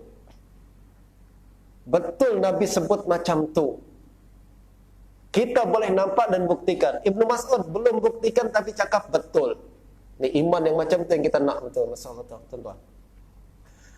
Kata Nabi sallallahu alaihi wasallam, sesungguhnya seseorang kamu dihimpunkan kejadiannya di dalam perut ibunya selama 40 hari berbentuk air mani. Lalu menjadi segumpal darah seperti mana yang sedemikian, maknanya 40 hari juga. Lalu menjadi seketul daging seperti yang demikian. Lalu diutus kepadanya malaikat. Jadi Nabi katakan apa? Kita akan berkembang manusia dalam perut ibu kita macam tu dalam 40 hari menjadi dalam keadaan baby dalam perut, baru kemudian diutuskan malaikat. Tuan-tuan puan-puan sekalian, yang berkenaan perubahan mani menjadi darah, darah menjadi daging, sekarang kedokteran boleh nampak, betul tak? Tapi yang bagian malaikat diutus, kedokteran belum nampak. Dokteran belum nampak. Tapi kalau yang Nabi sebutkan di awal dah betul, yang kedua confirm betul juga. Betul tuan-tuan, sebab kita yakin perkara tu. Kedokteran tak mampu tengok perkara tu sebab keterbatasan equipment dia, alat-alatnya. Tapi kita, ada equipment ke tak, ada alat ke tak, kami yakin Nabi cakap macam tu mesti betul. Suatu hari nanti Allah akan buktikan apa yang Nabi sebutkanlah betul semua. Lalu kata Nabi diutus kepadanya malaikat. Malaikat itu lalu meniupkan roh kepadanya dan diperintahkan menulis 4 perkara: rezekinya, ajalnya, amalannya, dan status celaka dan bahagia. Ingat tuan-tuan, malaikat ini menulis 4 perkara. Kalimat menulis ini penting. Jadi malaikat turun, diutus oleh Allah Subhanahu wa taala untuk inspect baby itu dalam perut. Lepas tu malaikat tulis apa yang akan berlaku pada diri budak ni. Hadis ni menyebutkan yang ditulis adalah 4 perkara dari rezeki, ajal, amalan, dan status bahagia dan sengsara dia, sama ada dia ahli syurga atau ahli neraka. Maknanya, tuan-tuan, telah diplan sejak awal lagi dalam perut orang ni macam mana. Dan kedokteran sekarang, ilmu pengetahuan sekarang membuktikan perkara itu juga. Sejak awal lagi baby belum jadi baby, memang sudah ditulis dalam DNA dia. Baby ni nak jadi apa nanti besar, nak jadi apa ketika besar. Sejak kecil lagi ditulis dalam DNA dia bahawa nanti rambut dia warna pirang ke warna hitam, mata dia biru ke hitam, lalu tinggi dia maksimal berapa, kulit dia warna apa, rambut dia lurus ke keriting. Semua dah ditulis, dan dalam bahasa saintifik sekarang pun ditulis. Mereka sebutnya DNA ini macam buku yang dituliskan semua spesifik spek orang tersebut. Semua dah ditulis dalam buku yang disebut sebagai DNA itu. That's why dalam perbincangan berkenaan dengan antara orang Islam, orang yang percaya Tuhan, dengan ateis, antara hujah yang mereka sebut adalah, okey, kalau tak ada Tuhan, siapa tulis DNA itu? Siapa yang tulis sejak awal lagi ketika baby nak jadi baby, sejak jadi bentuk masih janin lagi, dan ditulis nanti kalau dia besar akan begini, rambut dia macam ni, ukuran saiz dia, tubuh dia macam ni semua. Siapa yang tentukan tuh? That's why bukti adanya Tuhan. Betul tak? Dan malaikat yang tulis. Dan saya pun terkejut apabila saya tengok apa bincang perkara ini, mereka katakan DNA adalah macam open book, macam buku manual yang memang telah ditentukan untuk seorang manusia. Dan hadis menyebut malaikat menulis. Apabila saya tengok menulis la ilaha illallah, macam tulisan DNA itu. Jadi DNA ini tuan-tuan, mereka dah tulis dalam ketentuan itu telah ditentukan budak ni walaupun masih janin lagi, nanti besar dia akan jadi apa? Ukuran besar dia macam mana? Kulit dia macam mana? Rambut dia macam mana? Maknanya telah ditentukan dalam perut, betul tak? Ini berkaitan dengan fizikal. Ilmu kedokteran sekali lagi boleh nampak fizikal, tapi Nabi bincang tentang yang lebih spiritual, yaitu rizki, ajal, lalu kemudian amal, lalu nanti dia ahli syurga, ahli neraka. Maknanya Allah dah tahu sejak awal lagi dia macam apa nanti. Maka demi Allah yang tidak ada Tuhan selainnya, sesungguhnya seorang daripada kamu mengerjakan amalan ahli syurga, sehingga tiada antara dirinya dengan syurga melainkan hanya sahasta saja, namun ketetapan Allah telah mendahuluinya. Dia lalu mengerjakan amalan ahli neraka dan masuklah dia ke dalam neraka. Maknanya Nabi sebutkan, jangan nilai orang lain dengan apa yang dia buat sekarang. Kita tak tahu apa yang telah apa yang akan dia lakukan di akhir kehidupan dia. Tapi Allah tahu sejak dia dalam perut. Allah tahu sejak dia dalam perut bahwa dia akan melakukan apa, dan kita tak tahu. That's why jangan suka nilai orang lain atau nilai diri kita dengan apa yang kita buat sekarang. Dan sesungguhnya seorang daripada kamu mengerjakan amalan ahli neraka, sehingga tiada antara dirinya dengan neraka melainkan hanya sahasta sahaja, namun ketetapan Allah telah mendahulinya. Dia lalu mengerjakan amalan ahli surga, maka masuklah dia ke dalam surga. Kadang kita nampak orang soleh sangat, confirmlah ahli surga dia, belum tentu. La tuzakku 'alallahi ahada. Jangan kita kena tetapkan macam tu. Kita hanya tahu semengikut pengetahuan saya. Wallahu a'lam apa yang akan berlaku kemudian. Nah, begitu juga pada diri kita, tuan-tuan. That's why jangan nilai orang lain. Pertama, kepada orang lain jangan nilai perbuatan dia sekarang, sebab kita tak tahu akhir kehidupan dia. Pada masa yang sama untuk diri kita, kita jangan masa selesa sangat dengan apa yang kita buat sekarang. Betul tak? Sebab kita tak tahu akhir kehidupan kita. Basic bagi seorang muslim adalah, asasnya adalah jangan suka menilai orang, sebab kita tak tahu akhir kehidupan dia. Boleh jadi buruk sekarang, baik kemudian. Boleh jadi baik sekarang, buruk kemudian. Wallahu a'lam. Hadis yang kelima. Rehat.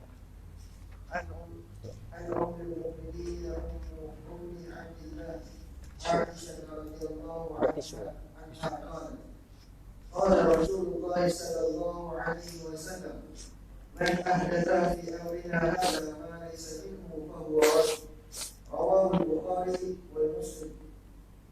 وفي رواية لمسلم من عمل عملا ليس عليه أمرنا فهو رد. Hadis yang kelima daripada Ummul Mukminin, Ummu Abdillah Aisyah radhiyallahu anha, beliau berkata Rasulullah sallallahu alaihi wasallam bersabda, sesiapa yang mengada-adakan dalam perkara kita ini sesuatu yang bukan bagian daripadanya, maka perkara itu tertolak. Apa maksudnya, tuan-tuan? Kata Nabi sallallahu alaihi wasallam, siapa yang buat sesuatu dalam agama Islam ni, perbuatan tersebut di-reject. Hadis ni dengan demikian berbincang tentang amalan yang Allah terima dan amalan yang Allah reject. Mana amalan yang Allah terima? Yaitu amalan yang selari dengan ketetapan Allah, dengan ajaran-ajaran dan aturan Allah Subhanahu wa taala. Mana amalan yang Allah reject? Yaitu amalan yang tak selari dengan ketentuan Allah Subhanahu wa taala. Misal, tuan-tuan, Allah katakan solat zuhur 4 rakaat.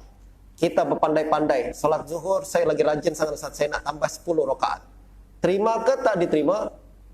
Reject lah, confirm, betul tak? You nak buat sesuatu yang diterima Allah, buat macam yang Allah suruh. 4 rakaat, jangan berpandai-pandai. Begitu juga solat subuh 2 rakaat. subuh ni Ustaz, ngantuk Ustaz. Solat subuh saya rasa 1 rakaat dah cukup lah Ustaz. You buatlah 1 rakaat, tapi you tak akan diterima oleh Allah Subhanahu Wa Taala. Kalau nak diterima, ikut apa yang telah ditentukan oleh Allah Subhanahu Wa Taala. Jelas tuan-tuan. Jadi asas dalam agama kita adalah ikut aturan dan ketetapan Allah Subhanahu Wa Taala. Jangan buat sesuatu yang menyalahi ketentuan Allah Subhanahu Wa Taala, sebab itu tak akan diterima. Macam gini juga tuan-tuan, kita masuk ke dalam universiti misalkan. Saya masuk universiti nak dapat degree. Macam mana saya nak dapat degree? You kena follow lah proses yang telah ditetapkan oleh universiti. Kena ambil subjek ni, kena lulus peperiksaan ni, kena melepasi markah tu poin berapalah semua. Nah, lepas you dapat degree, betul tak? Tapi kalau kita masuk universiti, aku nak masuk universiti, nak dapat degree, tapi aku tak nak follow rules, peraturan yang ada dalam universiti, aku nak buat peraturan sendiri. Boleh buatlah, tapi dapat degree kita? Tentu tak. Nak dapat degree kena follow apa yang telah ditetapkan. Islam pun macam tu. Islam ada sistem, betul tak tuan? Mana yang follow sistem, diterima amalan kita. Mana yang buat sistem yang tidak selari dengan ketentuan Allah Subhanahu Wa Taala, maka itu akan diterima, tidak akan diterima amalan tersebut. Justru ini syarat penerimaan amalan, kena follow apa yang telah ditetapkan oleh Allah Subhanahu Wa Taala dan Rasulnya. Tuan-tuan perempuan sekalian, perkara ini telah menjadi asas agama Islam, menjadi kaedah agama macam yang disebutkan Imam Nawawi, Qawaiduddin, dan ini diamalkan oleh semua ulama kita. Apa yang difatwakan oleh para ulama, follow apa yang telah ditetapkan oleh Al-Quran dan Sunnah. Apa yang telah ditetapkan oleh Al-Quran dan Sunnah. Jangan kita mengatakan, ulama ni mengucapkan sesuatu yang tak ada Al-Quran dan Sunnah di atas. Mereka sudah tahu perkara itu. Ini ikut ketentuan Allah Subhanahu Wa Taala. Justru ini yang mereka fatwakan. Dan kalau kita follow fatwa tersebut, insya Allah amalan kita pun diterima oleh Allah Subhanahu Wa Taala. Soalan ni tuan-tuan ni panjang bincang tentang berkaitan dengan bid'ah ni. Ini sebab ni berkaitan dengan bid'ah. Mana yang secara am perbuatan yang kita buat-buat, amalan yang kita buat-buat akan Allah reject, tak akan diterima. Cuma soalannya Ustaz, macam mana kita tahu bahawa amalan ni follow ketentuan Allah ke atau tak? Adakah setiap amalan kita mesti ada dalil Quran dia baru diterima Allah? Mesti ada dalil hadis dia baru diterima Allah? Pada asasnya memang macam tu tuan-tuan. Tapi kita kena faham dalam Al-Quran dan Sunnah ni, ada hukum yang ditetapkan secara nas, ditetapkan secara literal. Misalkan, jangan minum arak. Jelaslah Al-Quran sebut, hadis sebut macam tu. Betul tak? Jangan minum arak, jelas. Cuma masalahnya Ustaz, tuan-tuan sekalian, ada masalah-masalah yang tidak disebutkan dalam hadis. Macam, cari dadah dalam hadis ada ke tak? Jangan gunakan dadah. Carilah tuan-tuan di dalam hadis, jumpa ke tak? Yang ada adalah arak. Betul tak? Justru Ustaz kata haram pakai dadah. Ustaz tu tak ada dalilnya dia Ustaz. Quran tak ada, hadis tak ada. Mana dadah boleh ke tuan-tuan? Weh, teruklah kita. That's why kita kena tengok bahawa hukum hakam ni ada yang disebutkan secara nas, ada yang disebutkan secara isyarat. Disebutkan secara isyarat. Yang nas jelas-jelas nampak macam tadi arak.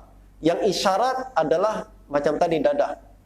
Allah Al-Quran hadis misalkan sebut arak, maka semua hukum yang sama dengan arak diisyaratkan hukumnya sama dengan arak. Jelas tuan-tuan? Misalnya saya ambil yang mudah macam arak tadi. Hadis hanya sebutkan arak. Para ulama kemudian fikir, kenapa arak diharamkan? Karena dia dapat membahayakan akal manusia. Nah, justru semua benda yang dapat membahayakan akal manusia, walaupun tak disebut dalam hadis, mereka hukumnya sama dengan arak. Itu namanya dilalah isyarat. Dengan isyarat. Walaupun tak disebut secara tersurat, tapi dia disebut secara tersirat. Nah, ini para ulama bincang terlalu panjang tentang dalam perkara ini. Nah, semua yang disebutkan secara tersurat maka wajib dibuat kalau disuruh, wajib ditinggal kalau dilarang. Begitu juga yang disebutkan secara tersirat, sama juga hukumnya. Wajib ditinggal kalau dilarang, wajib dibuat kalau disuruh. Misalnya tuan-tuan, hadis sebut siapa yang antara cara beristinja adalah macam mana? Dengan batu. Betul tak? Bahkan para ulama zaman dahulu selalu sebutkan, antara lain Sa'id bin Musayyab, istinja laki-laki pada zaman Nabi semua dengan batu. Kalau kita betul laki-laki istinja dengan batu, teman-teman. Mereka katakan istinja dengan air hanya untuk perempuan saja. Hanya untuk perempuan saja. Soalan, Ustaz, hadis sebut dengan batu. Adakah kita kena letak batu dalam tandas kita? Kita pergi ke mana-mana, Ustaz, kita kena bawa batu. Kenapa? In case kita perlu nak istinja. Ini yang kita bincang tadi. Hadis sebut secara tersurat batu. Tapi secara tersirat, batu dan semua benda-benda yang sama dengan batu. Betul tak? Apa sifat-sifat batu? Keras, kesat, betul tak? Kesat, bersih, dan boleh mengangkat najis. Justru semua benda yang macam tu dikira batu. Justru para ulama katakan, tisu boleh. Boleh. Kenapa? Dia punya sifat-sifat batu. Nah, justru kalau kita masuk ke tandas, terutama tandas di luar negara, orang barat sana, tengok, air tak ada, batu tak ada, hanya ada tisu saja. Tengok ni tandas kafir macam ni. Siapa cakap tandas kafir macam tu? Kalau tandas Islam mesti ada batu di situ ke? Tisu pun macam tu juga, tuan-tuan. Sebab dia, para ulama semua cakap macam tu. Semua benda yang sama dengan batu, punya sifat-sifat batu adalah batu. Nah, justru kalau kita beristinja dengan tisu, adakah istinja kita sah ke tak sah? Sah. Mana dalil dia, Ustaz? Hadis tak ada, Quran tak ada. Memang tak ada dalil secara tersurat, tapi ada secara tersirat. Ini perbezaan antara orang belajar fiqh dengan tak belajar fiqh, teman-teman. Mereka dalam pemikiran dan fuqaha kita, ahli fiqh kita dalam perkara ini.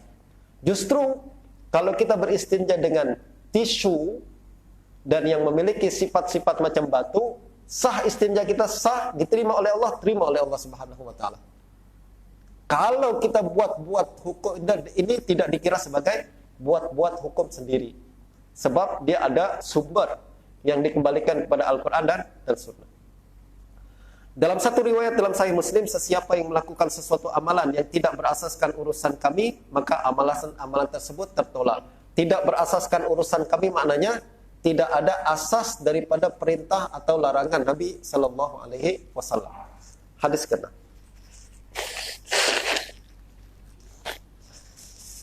عن أبي رقية أمير بن أوس الداري رضي الله عنه أن النبي صلى الله عليه وسلم قال: الدين النصيحة قلنا لمن يا رسول الله؟ قال: لله ولكتابه ولرسوله ولأئمة المسلمين وعامته. رواه مسلم. Hadis yang kelima, syarat amalan yang hadis yang keenam. Keenam ke berapa? Kita ke-6 belum baca. 6 udah baca belum? Oh, skip. Ustaz nak cepat-cepat khatam aja, Ustaz. Okey.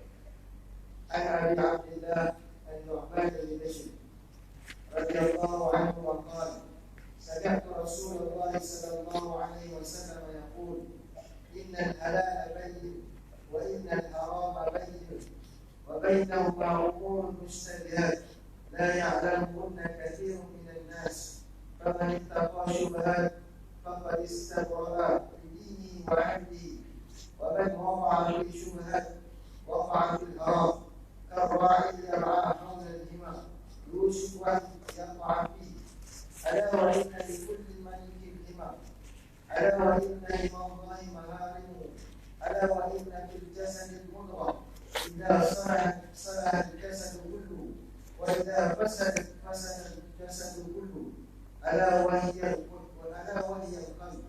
رواه Daripada Abu Abdullah Nu'man bin Bashir radhiyallahu anhu, beliau berkata Rasulullah sallallahu alaihi wasallam bersabda, sesungguhnya halal itu jelas dan haram itu jelas. Di antara kedua-duanya terdapat perkara-perkara yang samar, tidak diketahui oleh kebanyakan manusia. Tuan-tuan dan puan sekalian, hadis ni nak fokus kepada satu benda dan sikap sebagai seorang muslim yang kena dijaga. Apa dia? Wara'. Nabi jelaskan bahawa Islam ni tuan-tuan telah jelaskan mana yang halal, mana yang haram. Halal boleh buat, haram kena tinggal, betul tak? Tapi ingat kata Nabi, ada beberapa benda tertentu nanti yang tak jelas halal ke haram. Dalam satu sisi dia macam halal, dalam sisi yang lain dia macam haram. Apa sikap kita berkenaan perkara ni? Wara', tinggal kata Nabi. Wara'. Wara' ni tuan-tuan lebih tinggi daripada sikap meninggalkan yang haram saja. Kalau dalam kita ni tuan-tuan, basic kita orang awam, apa dia? Jelas haram, tinggallah. Jelas haram, tinggal, betul tak? Tapi kalau wara', kalau yang kurang jelas haram atau halal, kita kadang main-main. Okeylah, ada setengah ulama katakan boleh, bolehlah buat. Ada ni perkara ni, okeylah, ni khilaf lah, okeylah buat je.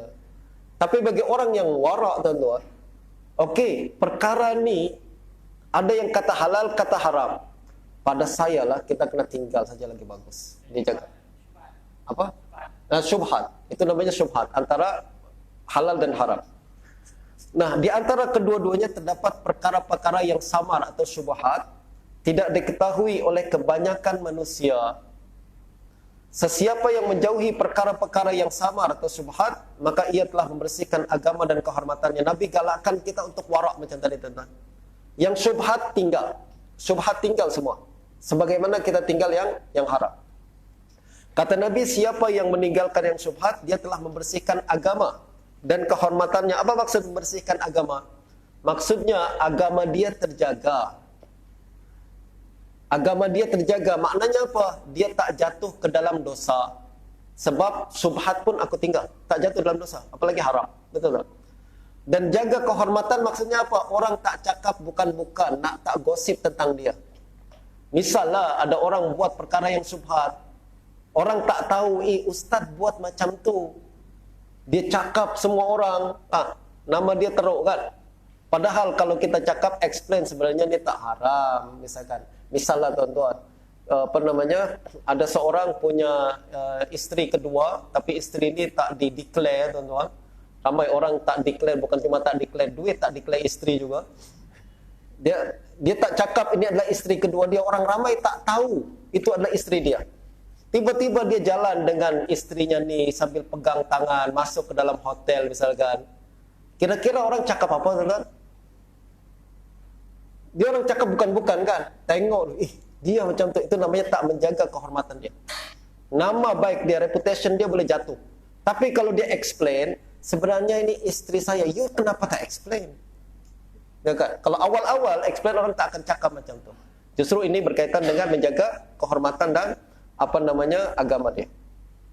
Sesiapa yang terjerumus dalam perkara-perkara yang samar atau syubhat, maka ia telah terjerumus dalam perkara yang haram. Ingat tuan-tuan, dalam perbahasan kita selama ini juga macam tu. Siapa yang terbiasa buat makruh, satu hari dia akan jatuh ke haram. Siapa yang biasa buat syubhat, satu hari confirm jatuh haram. Ini Nabi sebut. Siapa yang terjerumus dalam perkara yang samar, yang syubhat, maka ia akan terjerumus dalam perkara haram. Satu hari jatuh ke haram. Satu hari akan jatuh ke haram. Justru kita kena jauh daripada yang syubhat-syubhat ni. Kenapa? Agar kita terselamat daripada jatuh ke dalam haram.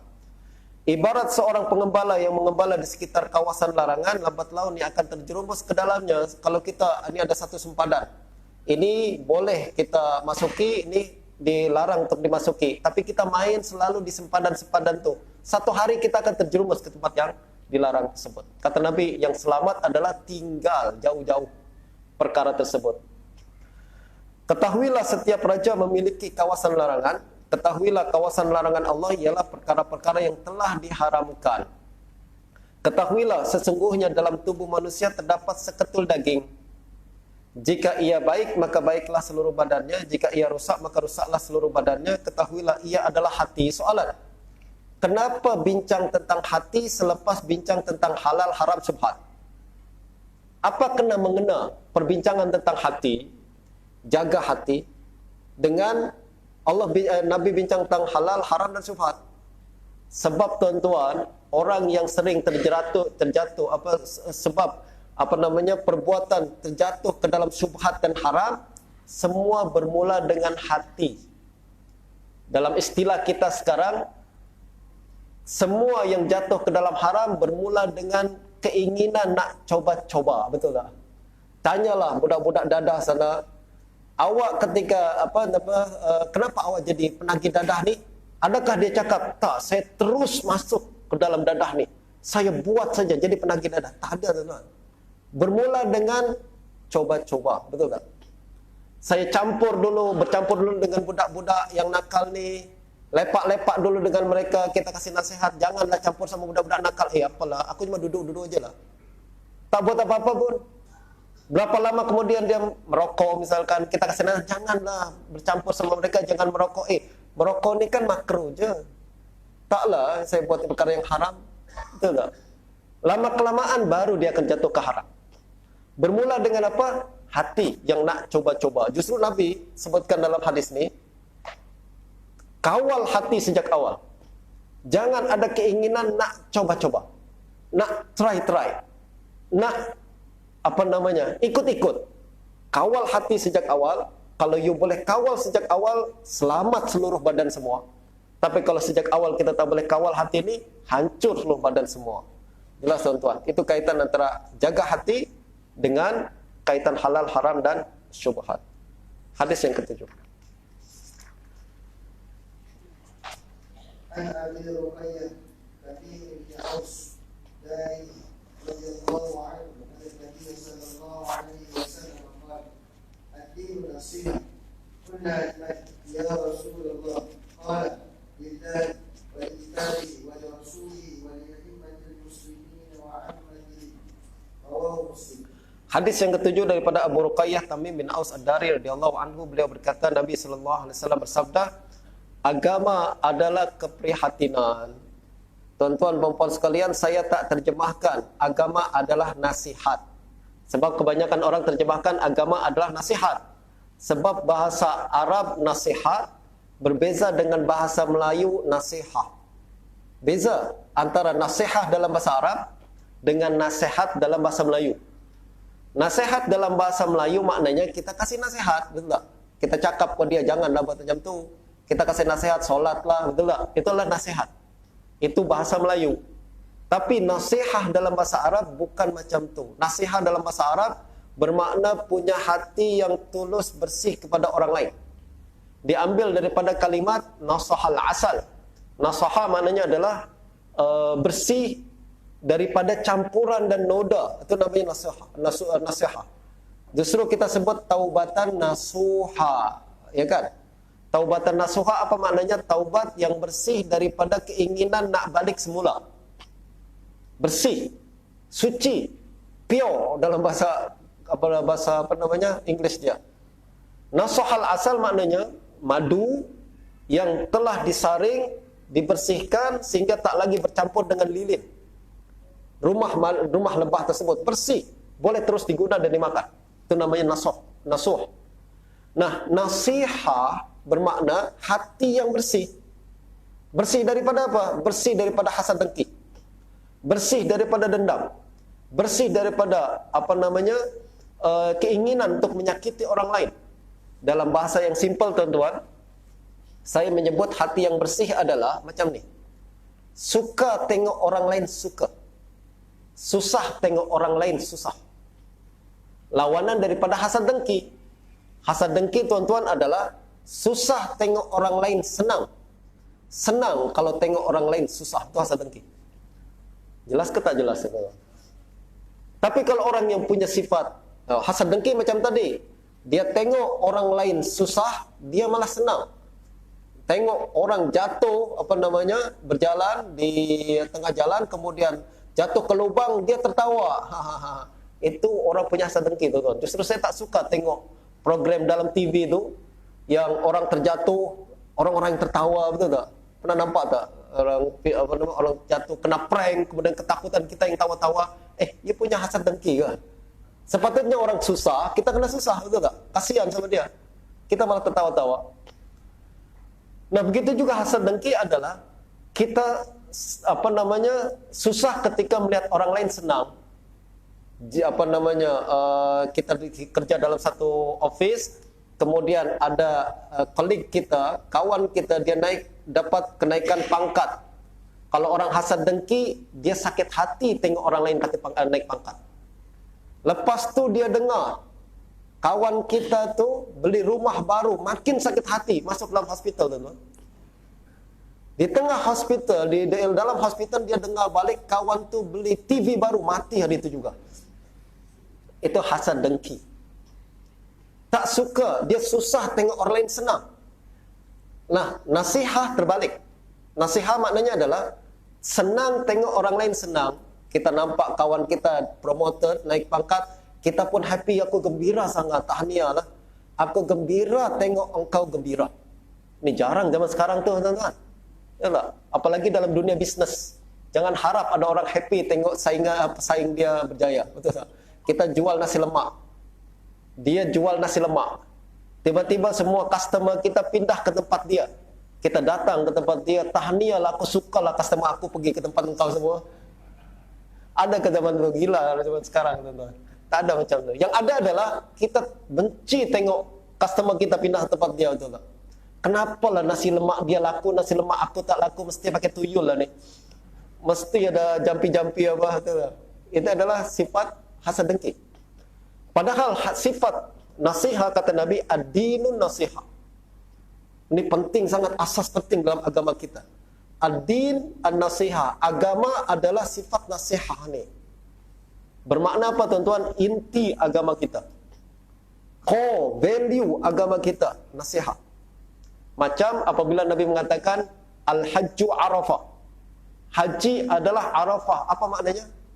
Maknanya tak sah ibadah haji melainkan kalau dia wukuf di Arafah. Siapa tak wukuf di Arafah, tak sah haji dia. Betul tak? Macam mana kalau Nabi cakap sekarang ni ad-din nasihat. Agama adalah nasihat. Maknanya kalau tak punya sifat macam ni, agama you tak sempurna. Bahkan tak sah sebenarnya. Tapi tak berani saya cakap tak sah, tuan-tuan. Kita semua punya sifat macam tu. Ad-dinun nasihat maknanya inti agama kita ni punya sifat macam tu. Suka tengok orang lain suka, sedih tengok orang lain sedih, gembira tengok orang lain gembira. Tak ada hasad dengki sama sekali. Apalagi sesama Muslim. Kita bisnes lah berjalan, sahabat-sahabat, tapi tengok sahabat kita berjaya, kita tak berjaya, kita sakit hati, teman-teman. Padahal kita cakap kita Muslim, la ilaha illallah. Ad-dinun nasihah, man. Ad-dinun nasihah maknanya sifat ni bertentangan dengan agama Islam. Saling benci-membenci karena karena bisnes. Saling benci-membenci karena perkara-perkara yang sangat remeh dalam dunia kita. Nah, ini makna an-nasihah. Hadis ni, tuan-tuan, hadis yang sangat penting, powerful, bahkan menjadi bagian asas terpenting dalam agama kita. Tapi orang tak ambil kisah kebanyakan. Kenapa? Sebab silap terjemah. Dinun nasihah maknanya agama adalah nasihat. Maknanya aku ceramah, itulah agama. Aku kasih nasihat, itulah agama. Terbalik, dinun nasihat adalah macam tu. Justru dalam hadis lain Nabi mengatakan ada seorang laki-laki yang masuk syurga karena satu amalan. Apa dia? Dia patahkan batang pokok yang biasa mengganggu orang lain yang berlalu lalang di jalan tersebut. Itulah nasihat, betul tak? Saya tak suka tengok orang lain susah. That's why saya potong batang tersebut. Kalau orang yang punya sifat hasad dengki, dia suka batang tu. Biar setiap kali orang melanggar, dia tertawa. Setiap kali ada lubang tengah jalan, ada orang jatuh, pecah kepala dia senyum, dan muka. Itu hasad dengki. Tapi orang yang punya nasihat, aku tak selesa lah tengok lubang tengah jalan tu nanti mengganggu orang lain. Saya susah tengok orang lain susah. Betul tak? Saya suka tengok orang lain suka. Itu sebabnya orang Islam tak boleh tengok ada yang tak kena. Kalau ada yang tak kena, dia tak sedap hati. Kenapa? Ad-din nasihat. Agama kita ni dibina di atas sifat macam tu. Suka tengok orang lain dapat kesenangan dan sedih tengok orang lain dapat kesedihan. Kami bertanya kepada siapa wahai Rasulullah? Kemudian para sahabat, okey Rasulullah, perhatian, keprihatinan ni kita kena serahkan, kepersembahkan kepada siapa? Maknanya kita suka tengok orang lain suka tu siapa orang lain tu? Kita sedih tengok orang lain sedih tu siapa orang tu?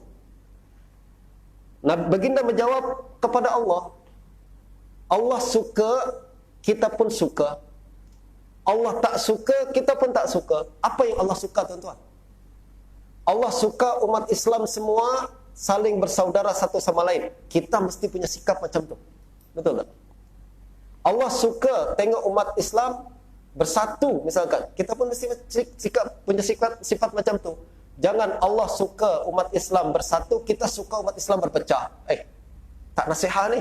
Tidak nasihat pada Allah Subhanahu Wa Taala, betul tak? Sebab apa yang Allah suka, apa yang Allah benci tidak selari dengan apa yang kita suka, apa yang kita benci. Juga kepada kitabnya, apa yang dalam Al-Quran. Quran cakap apa yang disukai Quran kita sukai, apa yang dibenci Quran kita benci juga. Begitu juga kita nampak orang lain membaca Al-Quran, kita happy. Kenapa? Itulah yang Quran sukai.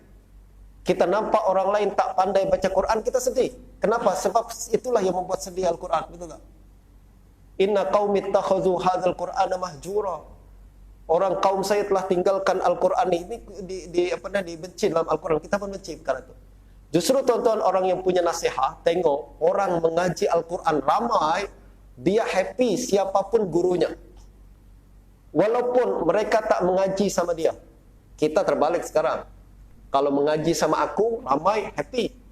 Tapi kalau tengok kelas aku cuma seorang dua orang, kelas dia sampai ribu-ribu orang, kita sedengki. Betul tak? Padahal kita tengok bagus dia mengaji. Sepatutnya bagus dia mengaji. Walaupun siapa gurunya. Sebab itu yang disukai oleh Al-Quran. Betul-betul. That's why hasad dengki di kalangan asatizah pun ada juga. Semua berkaitan dengan perkara ni. Sepatutnya kita tengok, saya suka orang mengaji lah. Siapapun guru dia, tak apa. Memang itulah yang dikehendaki oleh Al-Quran. Betul-betul.